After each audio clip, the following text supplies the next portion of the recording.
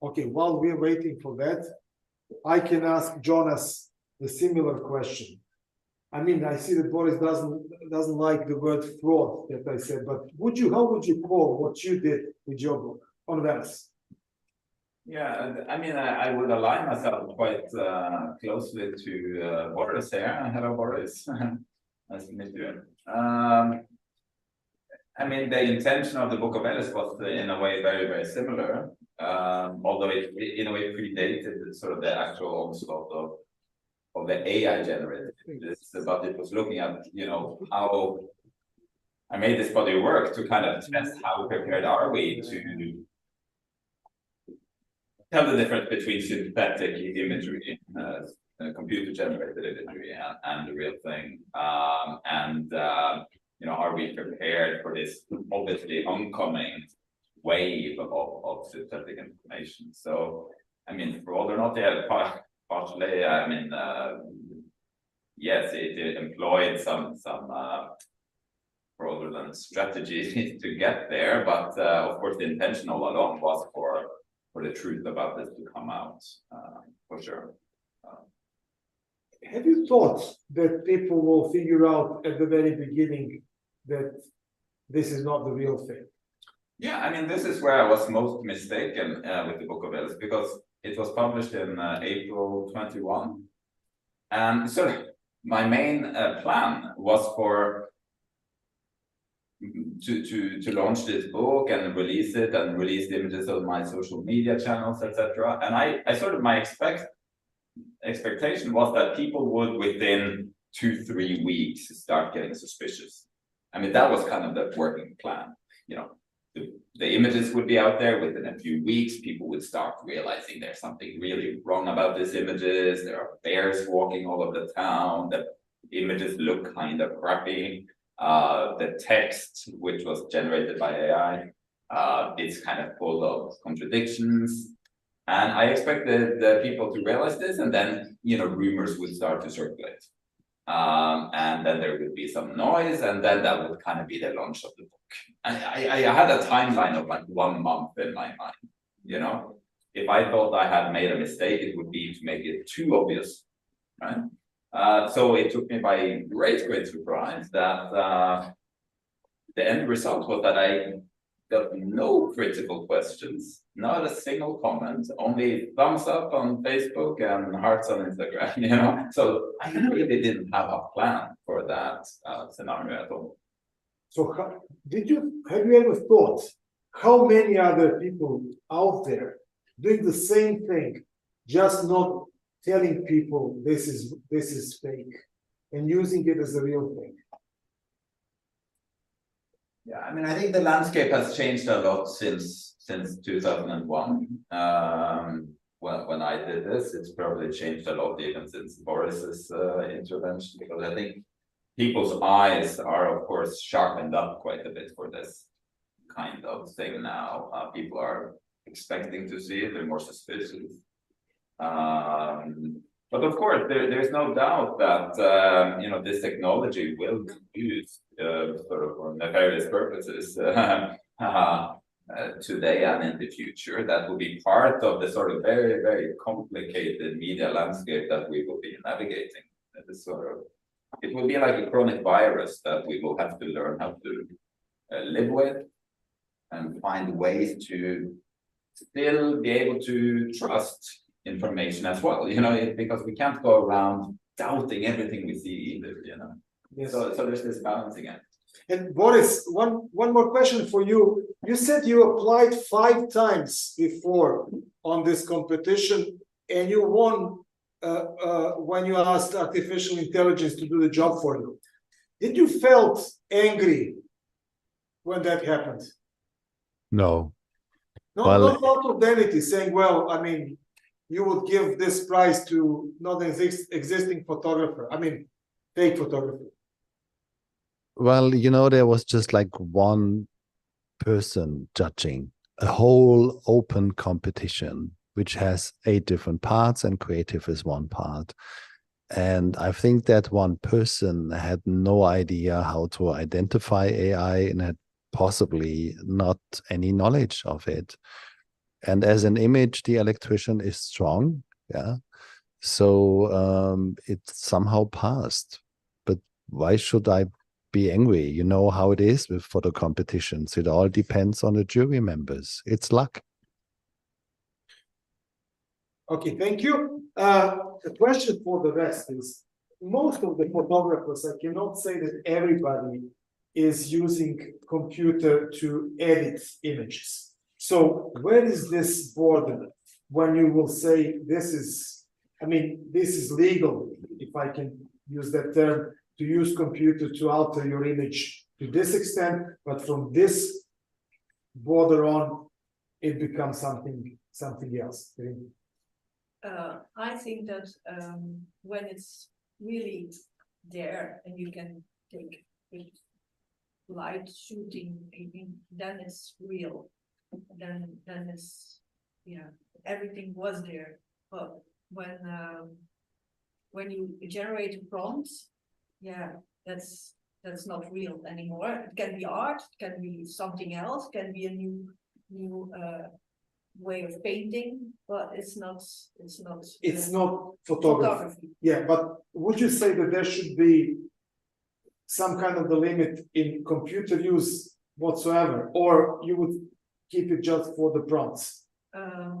Yeah, Photoshop started already also with this line, this thin line. Photoshop can also, you can change people, you can make them thicker and thinner, and you can do a lot in Photoshop there. That already started something of AI already. But yeah, still everything had to be there. It has to exist in physical space. Yeah. You know what is real? If you look at music, for instance, which is also an art in music, there's been a lot of computer generated content already. Instruments have been invented and sounds and etc. And music is now being created from that. I think the important part of your question is about what you call legal. I would maybe use the word ethical or something like that.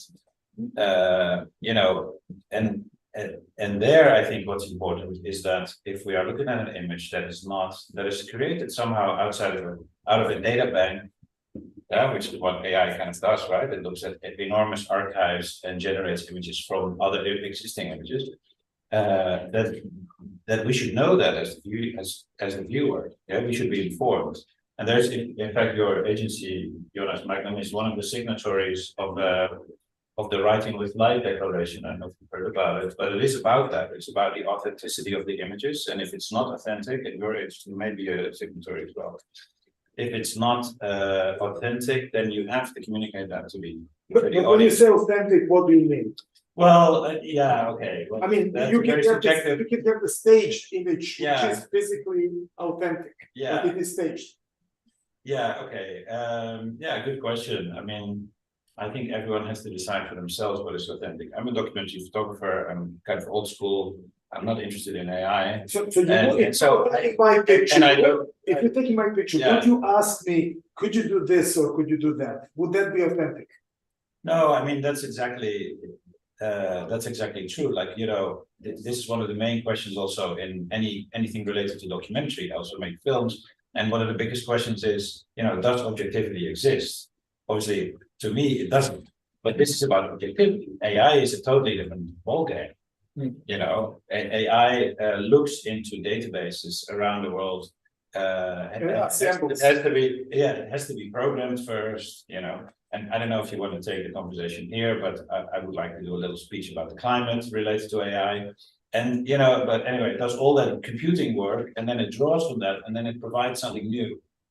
But that's something else than if I take a photo of you and I'm brightening you up a bit or filling in the shadows. Or asking me to do something for the photos. Yeah, well, I think again, it goes back to the question of objectivity and does it really exist? Of course not. We always interfere, but in the moment and at that moment. Yeah. If I ask you to stand like this and I take a photo, I can definitely certify that you were standing like this when I took the photo. But if you're sitting like that, and the photo that comes out in a newspaper tomorrow is like this, then you know something is wrong. Yeah, you know? okay. So I mean, we have to, in Serbian language, I mean, among the photographers, it is an interesting thing that the lens is called objective.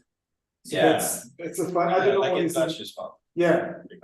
Stefano, what do you think? I mean, Well, what? about the same thing. I mean, I wanted to say that ethical and legal are not the synonyms in many ways. Even here, I can do a legal thing quite unethical, like using an image which I can use.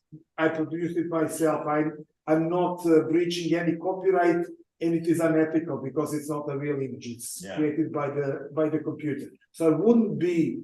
I mean, if I do use that on my website, nobody is going to sue me for that, even if I don't say that it is a computer-generated image. In most cases, unless I was saying this is an image from Gaza, so then somebody can say this is not from Gaza. So ethical and legal do not meet always. So Stefano, what would you say? I say that we should start from one point. Our deal with photography, when photography was born, is that was reproducing a part of the reality, maybe a moment. No? For many years, for many decades, we had this deal with the photography. This deal doesn't exist anymore since a long time. It's artificial intelligence. It's only another step toward something that's maybe enlightens the ambiguities of photography. So if you talk about ethic, I think if you do a work like a documentary photography or photojournalist, you have all the rules there, and you have to stick to the rules, right? So artificial intelligence is not a matter, it's not an issue. And if you want to work on photojournalism, for instance, there is an agreement, there are rules, there are ways to check if your picture has been taken in the place and the time that you are, that the caption said. It's not a big issue for me. Artificial intelligence is another thing because for the first time, it's not the reality anymore linked to the photography. It's not a photography anymore. It's just how do you say that? A mosaic of stuff, elements that are generated without any needs of light. No, it's not pixel because pixel, which has numbers, are influenced by the light when you shoot a picture in the real world. These are other things. These are situations that never exist. So it breaks this deep deal that we have with photography, because it's not a photography anymore. That is the problem. It's not the use of this artificial intelligence in the photography, in the photojournalism, which is the real and deep issue here. Is another thing that comes to change the deal that we had so far with photography. And that's why maybe we are here all around the seat. And Eugene Smith in the 50s, I think, create a collage of three different images in a reportage on Albert Schweitzer in Africa, and published it on Life. Before that, he did the same thing in Spain during his work on Spanish Village. So manipulation of the reality, it's a long issue already.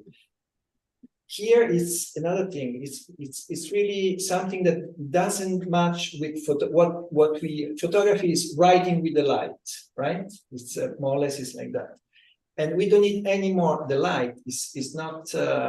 It's not anymore photography. Okay. So maybe that's the question. Could I expand on that? Because, to me, and this counts for different forms of art as well, but photography, and also I also make films, so particularly in filmmaking, but also in photography, to me, it's an emotional exercise. Like, I want the audience to connect on an emotional level to the work. And I want the audience to recognize themselves in whatever it is that I'm doing. Maybe they don't recognize what I was feeling when I was creating this, but they will feel something of their own. They carry their own baggage, they have their own context. And so if an image touches you, it's for a reason. It's because of your own, for your own emotional baggage. Yeah. And for that to happen, I strongly believe that you need a human being to create this image, because one of the things that AI doesn't have and will not have for a long time is emotional input into the image.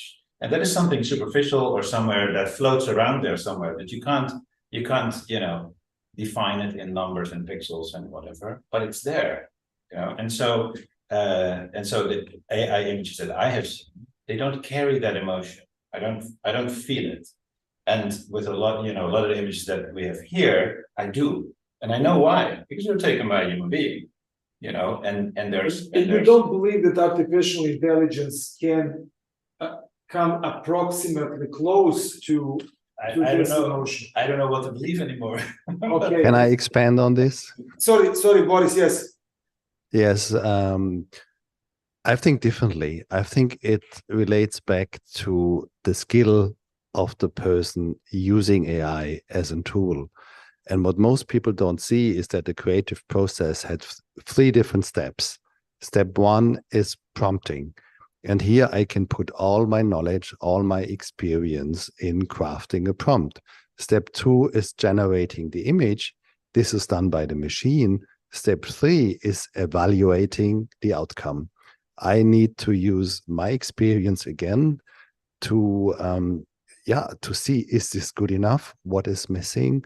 How do I need to change the prompt, refine it, do it again? Or if it doesn't work, do I need to change the workflow? That means from those 3 different steps, 2, I still need a human being that has an experience in image making and in any kind of, can be photographic background, painting, whatever you want to generate. And I see it my role as an artist to get that emotion in there and to get it out of it. My role is changing. When I was photographing for 30 years, I was like the solo human voice, an instrument myself. And now I'm working with an anonymous choir of voices in the training data. And my role is the role of a conductor. I need to create a link between this anonymous training data that is human-made, that has soul, and my own being. And that is the task of an artist to do so. And most people that are using AI do it on an unprofessional level. It's a hobby level. They don't care to get emotion in there. But I just have a question. Why you keep calling this photography? It's another thing. It's a creation. I am not calling it photography. I am calling it promptography. I'm the one who said AI is not photography. Okay, that was exactly my next question, because I had an argument with Zvezdan about the name, and I wanted to ask him what would be, maybe. So Boris, could you repeat this? You used the term promptography. Yes, but it's not my idea. I'm just a promoter. And I use promptography because you start the process with prompts. And a prompt can be anything: text, image, sound, moving image. And with this prompt, you can create anything. So we have to think bigger out of the photography bubble, because we can generate images that look like 3D animation, drawing, whatever. And the process is always the same. And with promptography, it's a term that is big enough to encompass all of it. And I think that is really missing, because if we are not finding such a terminology, we are talking about AI photography, AI drawing, AI video. And that doesn't help to distinguish the workflow and the motivation behind. So would you say you'd be a better, I mean, I also recognize that it's an art, right? The question is, what art is it? But would you say you may be a you could be a more successful AI image producer if you're a really good writer rather than a really good photographer? Because that's really what it is, right? It's to write the prompt. Could be, but as I said before, prompts don't need to be verbal. Prompts can also be images, prompts can be moving images. In the future, prompts can be sound. And this is what we have to take into account. There are many different workflows and they become more each week. Yes, okay. If I may add here, yes, Jonas, but if I may add here, I would say I'm not sure that I can make as good prompts for promptography as you guys here, because I don't have that experience, I don't have that knowledge. I may have an idea of the vision, but you are those people who really understand how the image works, how it looks like, what is the depth and everything. I wouldn't compete with you in doing those prompts unless I have 10 years of experience in doing prompts. But before I ask Jonas, just to ask Zvezdan, who is sitting pretty here, about the terminology. So what is your final decision? How would you call it? Well, I don't know about how do we call it. If it's promptography, I would probably go for promptographic. Doesn't connect to photography at all, because it is. I mean, the thing that we have to do, like photographers, to make a clear difference what is photography and what is not photography. So the terms that we are now playing are pretty much in the terms of photography, prompt to this, prompt to that. But most probably we have to make like clear distinction between photography and anything what is not actually photography for our goods. The question is, do we need photography at all? Like in purest, clear form, photography as the truth. I'm not going to go and slip to the debate how photography can present the world, but it is photography. And it's actually made by light. And you're shooting in front of yourself what you see. So that part should be completely protected from anything else which is related to AI or prompts or whatever. So terminology could be very, very important in that one. So it's probably up to photographers, you know, to find out how to call it actually, and to fight for that term, because we have to make a change. What is photography and what is not? Yeah, my question when we were talking about, me and Zvezdan, about that was, should we use something similar to what they use for garment? You can have wool or cotton, which is organic, and you can have plastics or polyamides, whatever. So as long as you label it properly, it's up to the customer to decide what he wants to pick. But you shouldn't sell him the plastic shirt as a cotton shirt. Jonas. I mean, I think I mean there's many interesting elements of this, but I think one falls often into a trap also when one talks about sort of like AI bad, photography good kind of thing. Like I mean, some very clever person, I don't know who it was, said I'm not scared of artificial intelligence. I'm scared of human stupidity. And it's kind of like, you know, photography has been in a super crisis for a bunch of years because we have this enormously growing mountain that's growing by the billions every single day of generic, bland, meaningless imagery, and we're surrounding ourselves in our culture every waking moment with bland, generic imagery that kind of like might as well have been AI generated, to put it like that, you know. And I think sort of like that photography is equally sort of damaging to our sensibilities and our understanding of the world around us. And I think there's sort of like, there's no doubt whether you call it this or you call it that, there's no doubt that just by the mechanics of its cheap implementation and the powerful technology that this sort of promptography or AI generated imagery will overtake some of the production role that photographers have done traditionally in commercial application, in illustration, in stock imagery, and all this kind of stuff.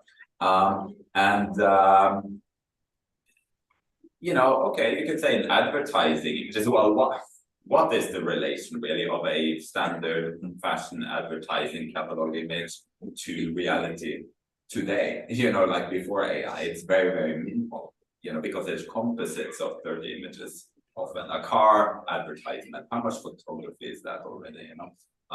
It's composites and Photoshop to the core, you know?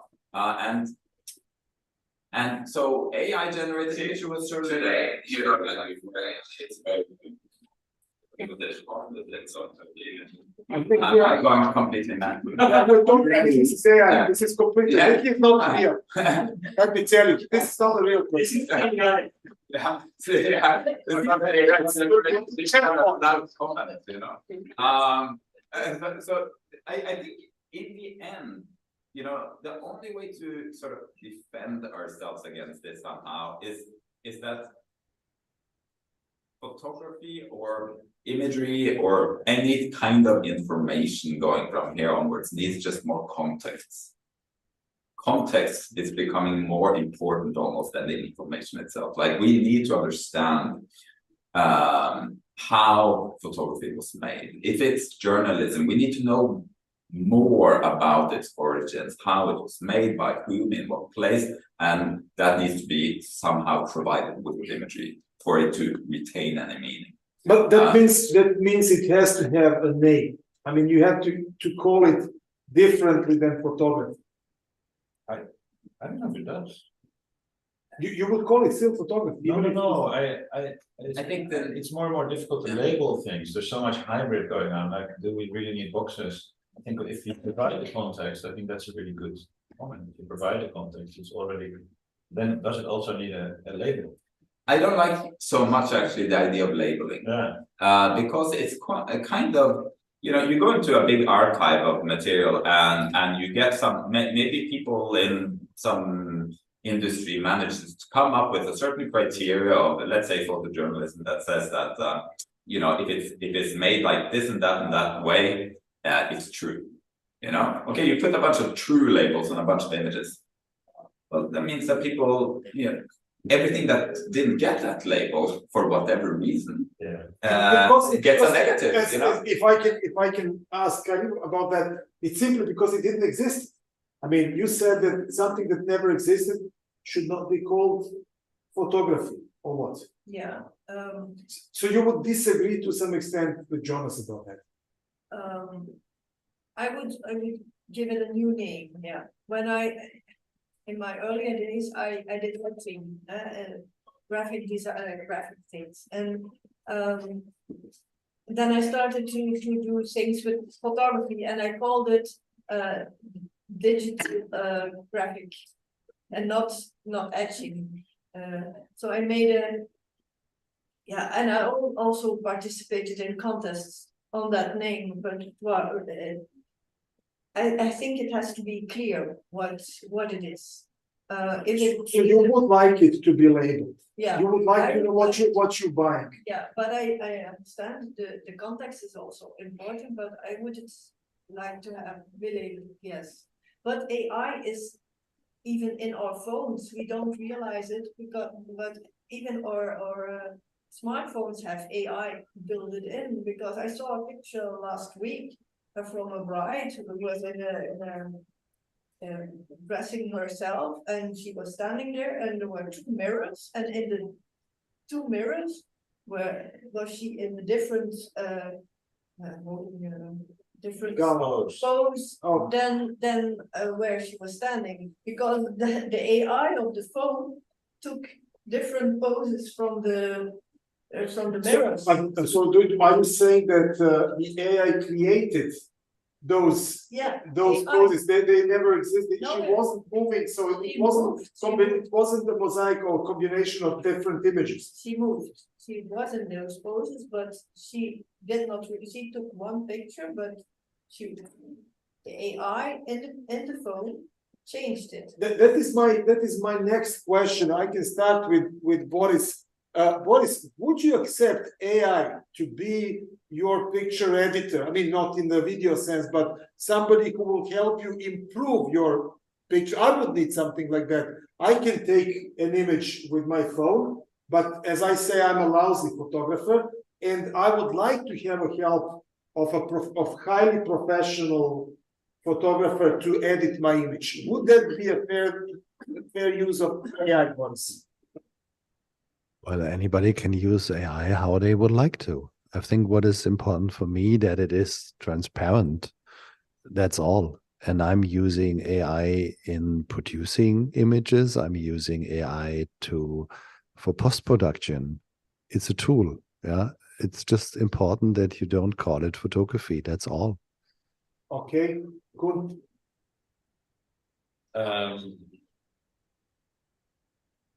Would you use AI to edit your images? Yeah, so I was in thought because I was thinking about the actual word artificial intelligence. Yeah, and I think there's a lot of a gray area in this debate between image corrections and actually what you could call a kind of an intelligent or an artificial intelligent intervention with the image. Our phones, I don't know if you've noticed, I don't know if you have an iPhone, I've noticed this recently. If I take a picture and it's too dark, it brightens up by itself. After I look at the result and it goes bling, and it like pops up to the right level already. It does that already, right? And if not, there's the button with the magic wand. You know, you press that and ooh, it comes out all. And that's not AI. That's something else. That's something that we've been using for a long time already. It could be physics because you need physically to take this image with probably variable ISO, and then it can pick the one it likes the most. Because from my bad experience, if you do it improperly at the beginning, there's not much you can do with the image that has too much light or too little light. Yeah, okay, but I mean, there are plenty of photographers here who can tell me, but I had problems with images that were, and I have many problems with images. So the problems that we've been correcting images for 150 years, by putting our hands in the lines and. But to some extent, I mean, you cannot correct everything. AI can because it can basically how do you say, it can draw the missing parts like they did with the. You could do that also in the 40 or 30. Think about Stalin pictures with the people that disappear decades after decades. So it's that's only AI is doing it better. Well, and quicker and for no price. Yeah, the difference with AI is really AI first has to learn. It's a language that the computer has to learn this language. I don't know how long it takes, but I do know that it takes the same energy required for one car to drive around 100 years without stopping. So it's a big effort because it requires a lot of energy. But that wouldn't exist if we didn't have 150 years of images already. Because that's what it draws from. Yeah, there's a source there. And when I'm correcting a picture, I'm not introducing an external source to the image. I may make this area a little brighter and this area a little darker and change the color of someone's face. But to me, that's a different game in a sense. It's not more or less authentic. I just think that, and also in your phone, because that was a question, I just think that we just have to recognize what it's doing and accept that that's what it's doing. So in 10 years, you're going to be a brilliant photographer. Now you're constantly saying I'm not a good photographer. So 10 years you're going to be a brilliant photographer because your phone are going to turn your photos into masterpieces, right? And then you have to ask yourself, okay, am I this photographer or is I have to ask, or is my phone a tool? I have to ask myself another question that I asked Stefano and then Boris. I do look for this. You're waiting for this time, but then I'm going to compete with you guys. I'm going to send my images, enhanced by AI, and go into the same competition with you, and eventually I might win. So Stefano, would you like that? And you know that I'm incapable to shoot a good image, but AI can help me make it perfect. I mean, change the angles, do the right composition, even if I wasn't doing it in the first place.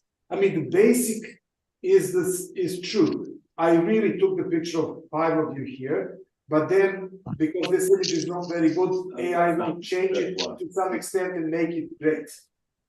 Stefano, would you like me to compete with you then? I don't think so. I mean, it's probably what bothers us all is that we are competing with something that is not human in the room, right? So that's why maybe we need to call all this artificial intelligence generated picture in another way, just to make the distinction between what a human mind can generate and what a machine can generate. But it's bigger than photography, if I may say, because artificial intelligence is just investing all branch of society and common life. I mean, photography is just really a small part. Very small. So personally, I don't like competition first. I think that anyway, price, it depends really from the feeling of the juror. 1 year and another year is changing, and you can't be liked by everybody. So art is not number 1, number 2, number 3. It's just a question of truth. It is not the real problem. If I can, as an editor of the online websites, I mean, if I can put it to a very basic level, I can send any new journalist in the field and tell him, just take any kind of picture. I don't care, just take any kind of picture and we will enhance it with the AI. We don't need photographers anymore. Anybody can. That's my question. But do we like that? Good. I don't care. Oh, come on. I don't care.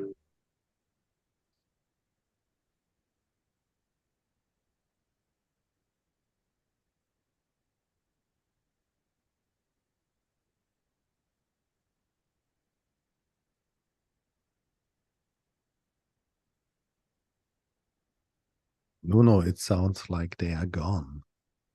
Their connection is gone. I'm here with you. Nice.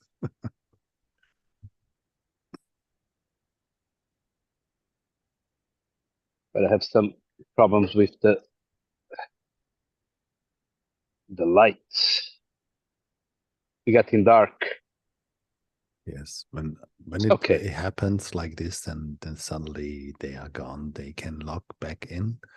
That means I'm going to continue working, and maybe they can come up. Yeah, so I'm on this side of the room, still putting up images. Okay. They back. There's something again. Yeah, but I can't hear them.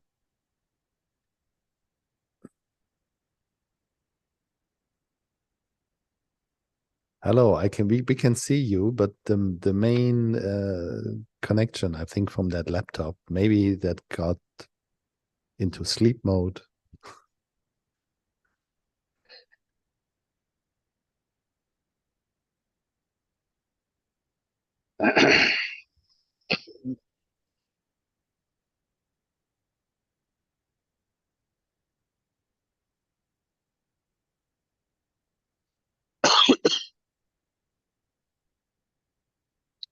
When you have the opening? Friday. I think they hear us. No, we better be silent and let them talk.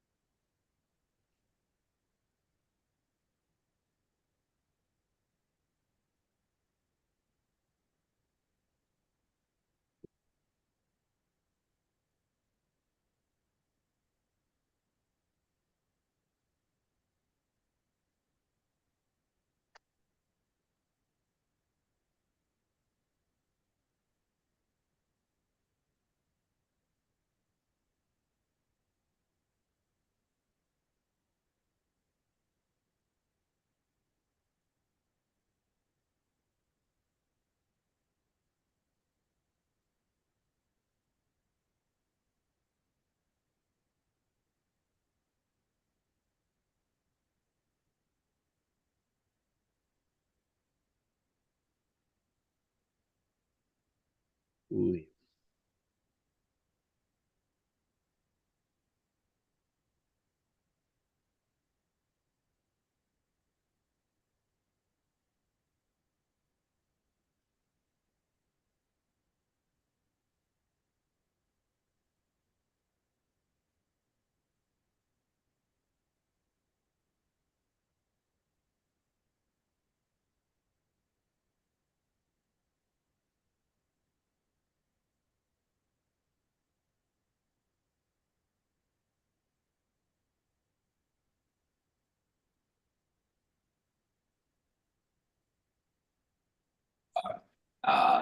To Okay, but would you, I mean, I think the bigger threat to sort of real documentary work is our willingness to trade it for complete meaningless generic shit. And we've been doing that for many years already. And the customers or the users don't pay for it, the editors don't value it, and our appreciation for what it takes to go out there and actually create images that have meaning, that go in depth, and sort of fight against just the easy templated way to look at the world. We're way onto that road already. I think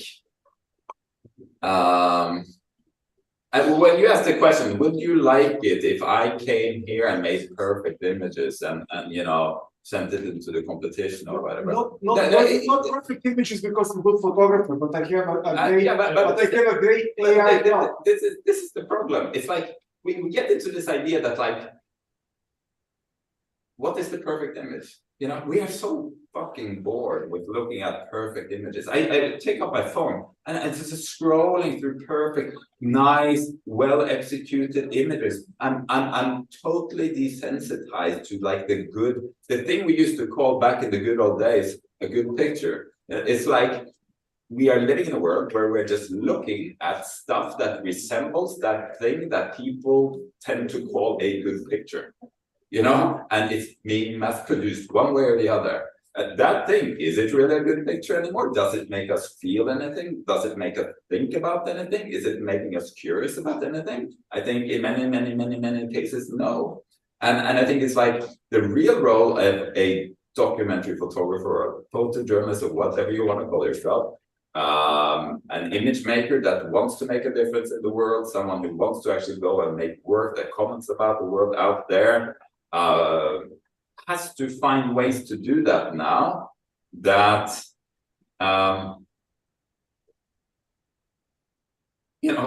does it in a way that makes us feel something, that makes us react. And it might not look like that perfect, how many good picture thing. How many bad images do you make on one shoot, and then you decide and you pick a couple that are great? Yeah, the percentage is ridiculous. What? Yeah, 99% of it. 99% of your images you will call bad and erasable. Well, I'm telling you, with this AI thing on my phone, I'm not making a single bad image. Every single image I make is great. Yeah, and you what have to kind of redefine what does it tell good about me? I'm not learning anything. I'm just doing it by my, just pointing the camera. Sorry, No, I was gonna say, it's not about the technology. I spent 4 weeks in a village somewhere that is 8 hours from running water and electricity, sleeping on the floor between cockroaches, and that's where I create stuff. This is the kind of work that I do. If you're willing to do that too and take your phone along and then have AI improve the images, perfect. But my work has a different layer to it that cannot be produced technologically. And that's the difference. Yeah, but I don't care if you have images and teach my AI to make these things without going there and doing all that stuff. Yeah. For a couple of weeks, I'm going only to spend 5 minutes there, no sleeping, nothing, just one image, and then I will learn from you. So is that fair? Well, if you're using my images to create your own images, then that would not be fair. But in general, again, I'm teaching. I'm teaching my I books. understand, but in general, again, I think we all have to do what we have to do. And again, I want to be inclusive. If you're doing it because that is your art, then by all means do it. If you are doing it to prove a point to me, then I think you're wasting your time. I'm doing it just to make money.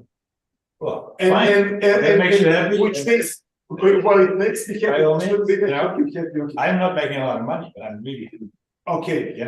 So, Do we have Boris here still with us? Yes, I listen to you trying to provoke. Yeah. Okay. So do we have Nuno as well? Yeah. I'm here. Sorry, I haven't noticed you. Would you like to join on this and tell us what you think, especially about the spot that I mentioned? I'm following your conversation. I think there are two levels. One is the technical level about how all the techniques, the digital techniques, and also the AI that improve all these technical new issues that we have. That change a bit the way photography, the outputs of what we do happens now. When you ask how many photos you take, this is a question related to the analog universe. Now, in the digital universe, the way you work, you do thousands of photos because you don't have to think about it, how many you do it. So you have different ways. I'm coming mostly from the analog, so I use also to think in the 35, 36 image that I have in the roll. So I have to really organize my way to work with the image. But now it's true that with the digital techniques, you can do thousands of image and then choose one of these thousands of image. And if you do it with a smartphone, with AI techniques that it's embedded in the smartphone, this one of these thousands of photos will be perfect, or what it is perfect. So it's a question that it will be very clean, very balanced. So if all the lights perfect. But maybe perfection is so boring that it's not what, at least me, what I'm looking for. So it's a question how this normalization of the image that the smartphones and the digital world do it, removing all the defaults, removing all the problems of the image. Maybe, well, it's the way that our visual work is running, but I don't think it's very interesting. At least for me, coming from the analog old times where I'm looking for the grain. So it's, well, this is two different ways to work about the error and about the visual society and the visual culture that we are living now. That it's changing a lot. No. And, can I ask you? Can I ask you, because you mentioned error, and I know that sometimes the great images are made by error, and would intelligence be capable in doing those errors, because those errors are unpredictable completely. They just happen.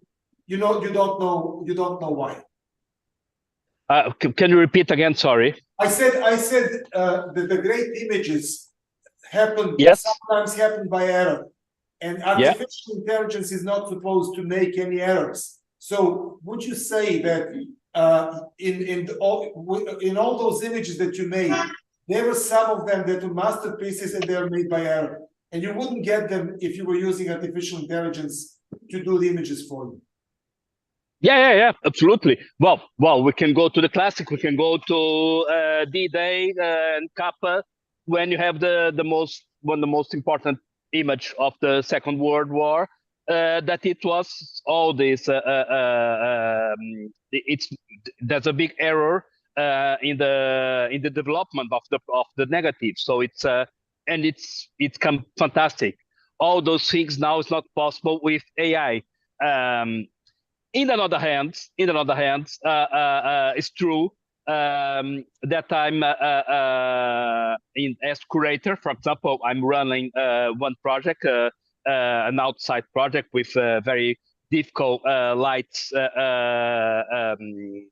because it's light boxes, so we have in the night and the lights, and so it's very difficult to manage in terms technically, in terms of the balance of the lights. And one guy that is not a photographer, is just the guy that worked with me. He come with his Porsche smartphone, and he make a fantastic photo that we use with all balance, all perfect. So not as photographer, but as curator or producer. In fact, I use this image because it's coming really all balance, made by somebody with a good smartphone, better than mine, and it works really perfectly with all balance. So in fact, you have the technology sometimes bring goods and sometimes just make equalize with no error and with no identity in the things that we do. But it's part of our creation. But coming a bit from you ask about how AI can add you to create and to build an image and transform an image. I just want to share a project that a Portuguese photographer made, where he used AI. His name is Carlos Barradas. We worked the three together, me, Boris, and him in Paris just a few days last week. And his project, it's very interesting conceptually, because he asked, the commission is to make a project about the future, what will be the future in the city here in Braga. It's a city in Portugal.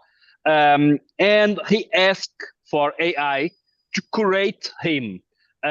So he puts the commission into AI, and the ChatGPT tell him how to curate and how to produce the photos about the future in Braga. So all his work, he has a curator, an artificial curator, who tell him how to make, how he should make his image. So he produced his image as a photographer with his photo and everything, but with a curatorial project made by ChatGPT. And it's also interesting how he create this relation with the machine that told him to make a photo about this, about that.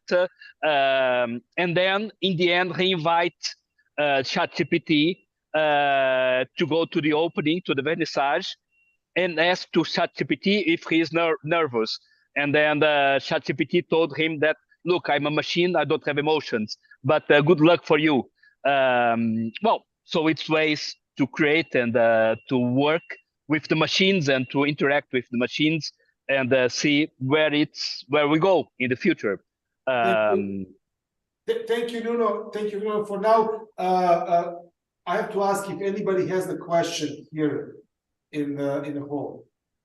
If anybody wants to ask any questions, because I also need to mind the public. And we're still good with time. The next question is, how can the public tell if something is authentic, photography or chromatography? And do we were talking about labeling, but if there's no labeling, how will people know if something is true or not? Or do they need to know at all? Are they allowed to know? Yeah, I think they are allowed to know.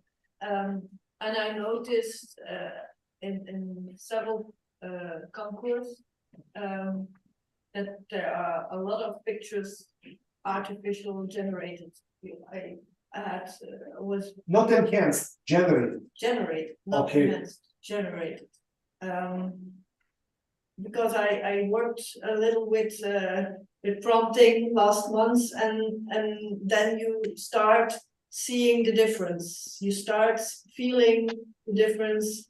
And I also tried it, and I noticed that a lot of people like these pictures. It's very temptational to work with it, because you get much more likes with pictures that are not pictures, generated things, but they come from your brain because you prompt something and something. And that's frustrating, because I get work, sometimes I work months on one picture, staging things and thinking about it, and I can work an hour in prompt, and everybody likes the prompt. And that's, so it's good to know that that's prompting and that's a picture. But would you work a month in creating the prompt? Would that be a new challenge? I think, yeah, you can teach the AI with your own pictures. You can. No, but simply figuring out what you want. Yeah, and figuring out how to ask. It can also be a creative process. That's really challenging, yes. But I don't know if I want that, but it's a new way of creating, a new way of as an artist telling your story. You can paint it, you can make an etching, or you can make a film, or you make a picture, or you make a generated image, but it's something else.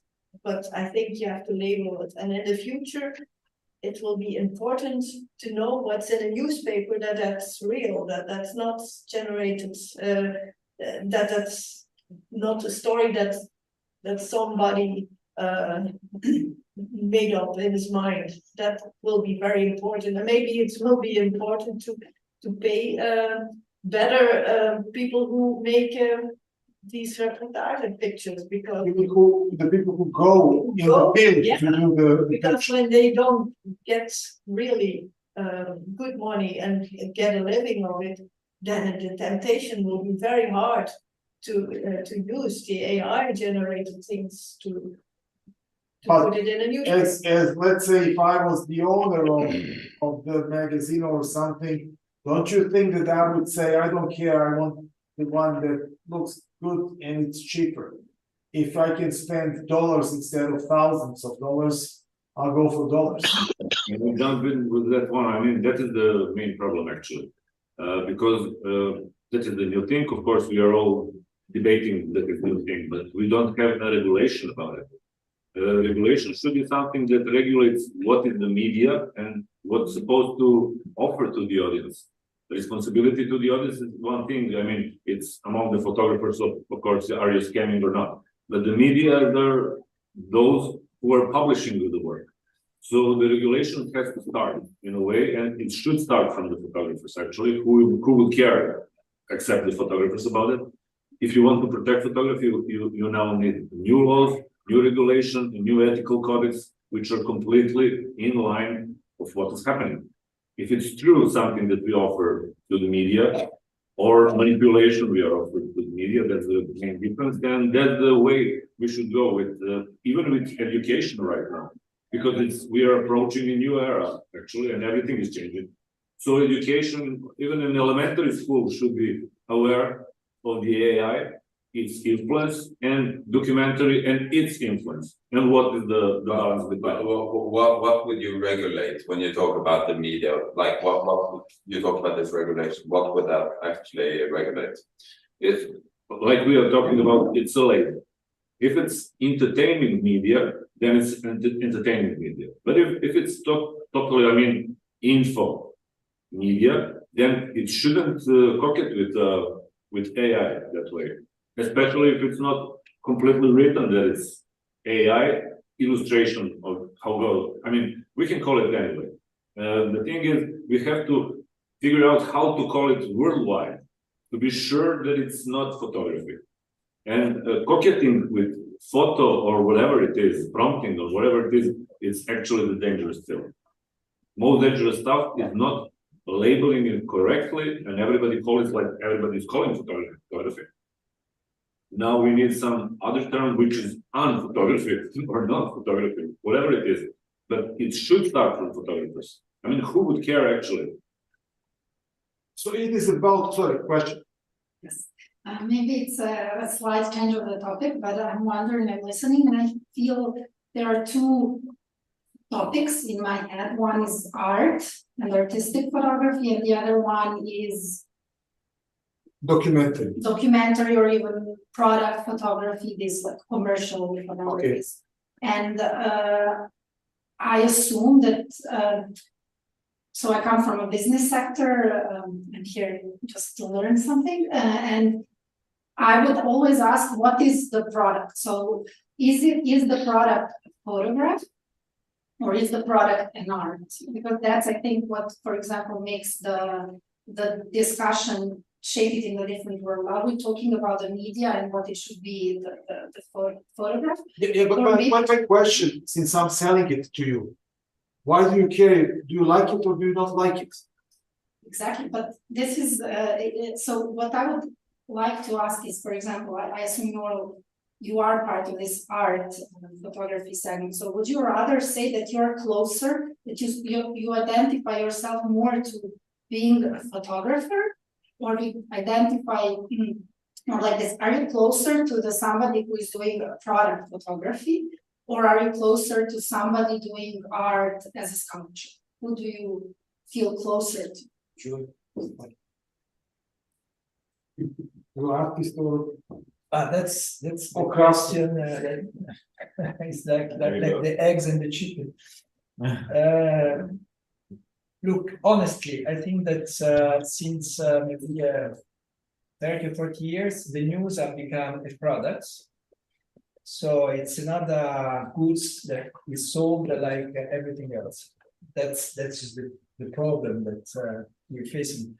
So has not many sense to answer you. I'm an artist photographer, or I'm a news photographer. I was a news photographer, but honestly, I don't trust anymore this mission because it doesn't exist anymore. Simply, I'm very scared because freedom of press should be one of the pillars of democracy.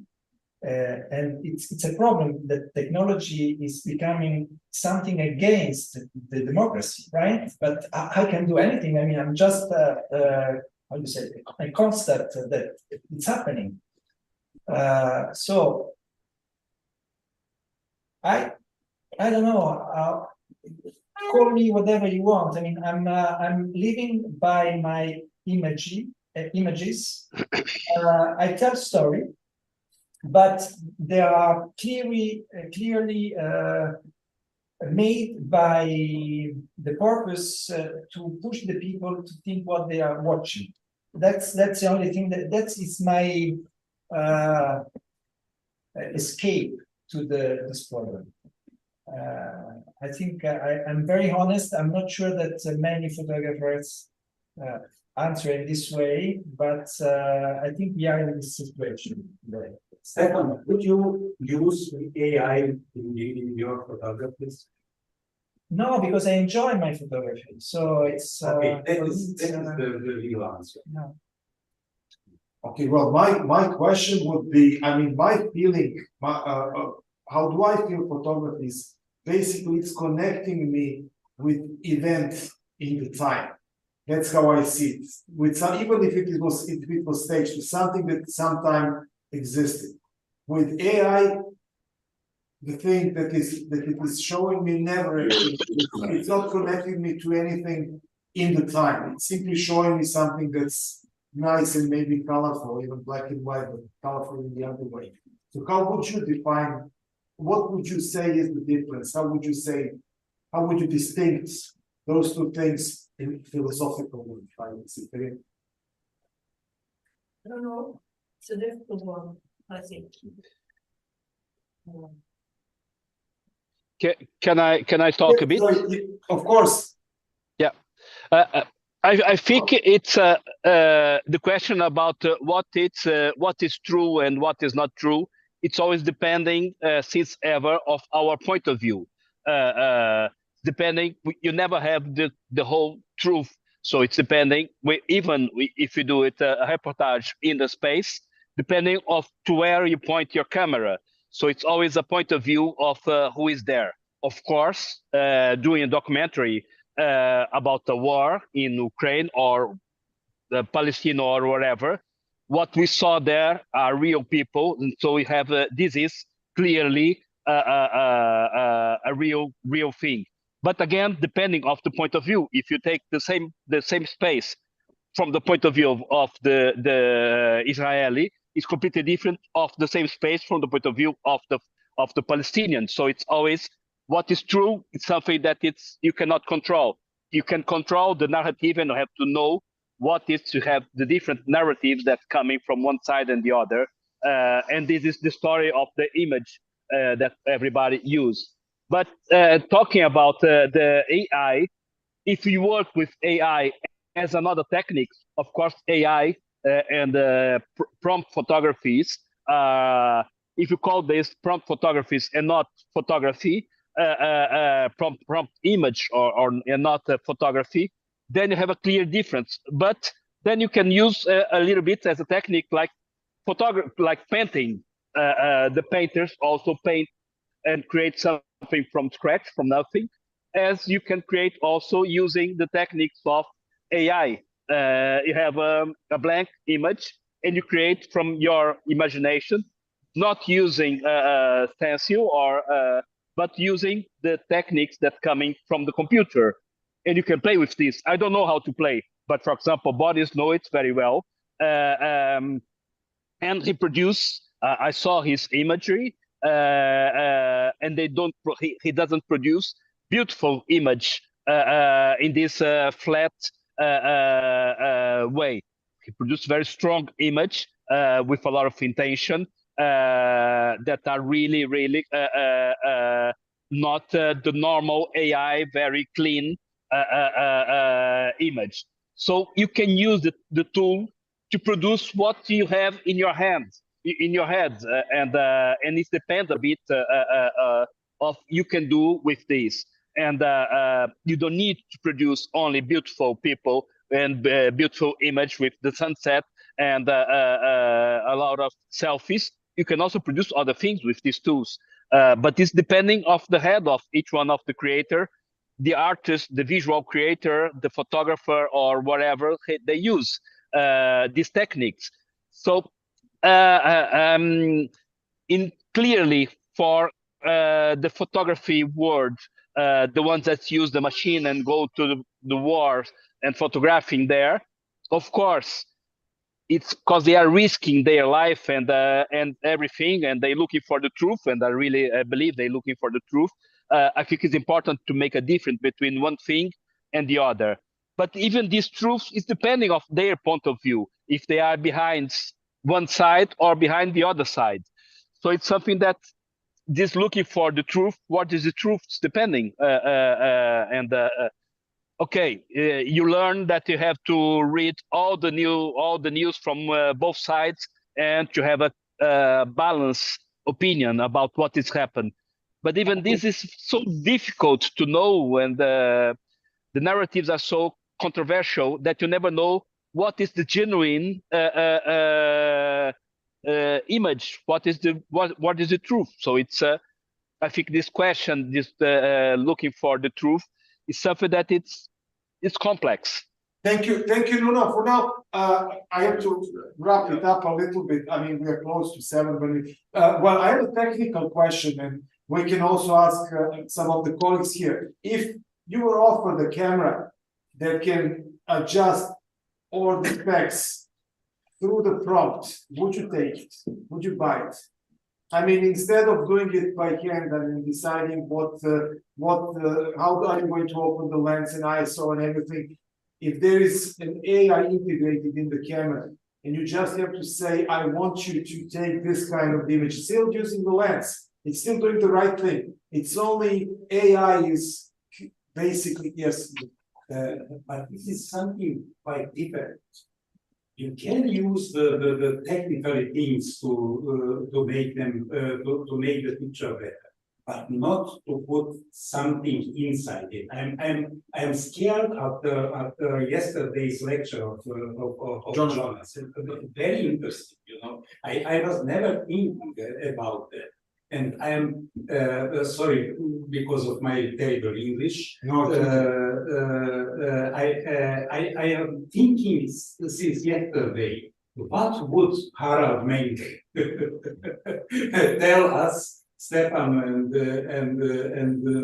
me, if he could he could just someone could him mention that that it is not true. You know, I totally agree with Zvezda. We have to make new rules, and the documentary photographers had to work with ethics. We have ethics today also, and nothing to out. Okay. Harald Menck was the photo editor and picture desk of Stern magazine for the people that doesn't. Yeah, sorry. Yeah. My question was, some like 30 years ago, we got digital cameras. The first one that we're not using film, and it was a novelty. If we get soon AI cameras, which means it is still the camera with the lens, but only it uses prompts to adjust everything. Would you? Oh, the Sony A7 R5. So you think it would be completely legal to use it as a photographer? It's up there. The shop. Yes. AI is also. May I say, it is legal, but it depends from the photographer. From the photographer who not offer something but not true. Okay. You know, it is this is the problem. There You know, it is Jonas. It is allowed to play, but he has to say it is not good. It is something what I made with. So my final question: would you like the law to basically clear those things and to arrange everything? Or not? Absolutely. I mean, the thing is, let me jump in. The thing is, has to be maybe done like made by a light, something like a chip in any camera, so that you know actually everybody who opens it that it's photo, that it's made traditional photo, and everything else is everything else. Something like that. Solution has to exist. Okay. Any other opinions? So when you go on the main When you buy street the there, camera, when you buy the camera, there is some signature in it. I mean, not in the camera, but like hardware that says the product is made by camera, so it's a photo, and everything else can be whatever it is. Okay, Stefano. Just want to, it's not an answer, but yesterday I saw an advertise from Google phone, and in the advertise they show you how you can make disappear something that is disturbing the perfect picture. So I think it's a question of education. The new generation won't pay attention for what for us is very important. So there will be no rules that will resist to the economic powerful interest of the big. Yeah, but that's how we got ecology, because there were no rules, and all of a sudden people thought, well, we cannot survive with this industry that's doing just saying that I can share the thought of President, but I think it's not going to happen. Okay, just briefly, Boris and Nuno, if you're still with us, would you like the law to take care of those things or not? No, just one sentence. Yes, I'm still here, of course. Yeah. I think it's very important that we have a transparency. How this transparency can work is the big question. Is there a way to create a positive label for authentic photographs, if we talk about photojournalism, Or is there a way to have a watermark for generated images? Or is it about the honesty of every single person using it? And I see a difference in generating an image completely with AI or using it in post-production to change certain parts and to alter the image. But for me, I think it needs to be transparent. And as a citizen of a democracy, I'm concerned about the disinformation potential. And we need to support and to protect photojournalism and authentic images, because we need this as a basis for our democracy. And I think here law is very important. Now, so I have to ask Boris just the same thing. Law or... Sorry? Oh, no. Yeah, No. I think this... Two of you. I think yeah, we are very similar. But I think this possibility to have a watermark for authentic image, let's say authentic made by, this is a possibility. Even if they have embedded in their, when you produce now an image, you have several already embedded post-production components in the production of image. But yes, I think it could be a good protection. And but the main difference that I think it's one image produced 100% with AI, and AI using in the authentic, let's say authentic image, and AI just help with the post-production. Yeah, this can help. But talking about the photography, the techniques from Google to erase people from one photography, we coming from the Soviet times. So Stalin, it's a master doing this. He erased several people that are from their part. So it's image always play with this construction of the truth. And well, we have to know how to play with this. Understood. Thank you. To finalize laws of self-regulation, what do we say? I think something in the camera or watermark or whatever. You think should? Yeah, I think primarily it should be education. I think it's very difficult to legislate like good behavior. And fine, when you apply to, for instance, WordPress photo, you also have to send them the negative, for instance, or the raw file, when you say it's not manipulated, that you have actually can show proof that it hasn't been manipulated. And I think that's more a personal thing. I think we need to educate future artists to provide context and be honest about it, rather than legislate it, because I don't know if that's going to. Educated people will ask for legislation. Yeah, exactly. Yeah, I mean, it can live side by side. But... Okay, so we'll leave it there for this.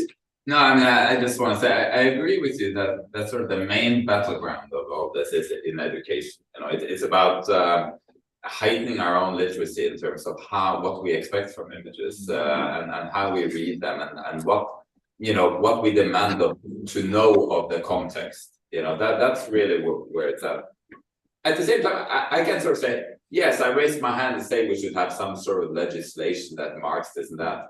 At the same time, as I say, that's not going to solve the problem. Because there are so many. It's sort of like labeling this with that will bring up, a host of other questions and questions about the authenticity of the other images. And well, you legislate an AI label on this. What about the advertising image that my daughter is seeing in every magazine and every shop window, which is equally inauthentic? What about that? It's kind of like it just brings up a can of worms. So I think like wherever you go in this, it comes to education and context. Thank you. Boris and Nuno, thank you very much for being with us and being very patient and being very helpful for this discussion. Thank you all, guys, and thank you for being here with us and talking and helping us to raise this issue. Next year, probably the photobots will be, at least one photobot will be talking with us. And thank you for the moderation. Thank you. Okay. Thank you too. Thank you. Bye. Bye.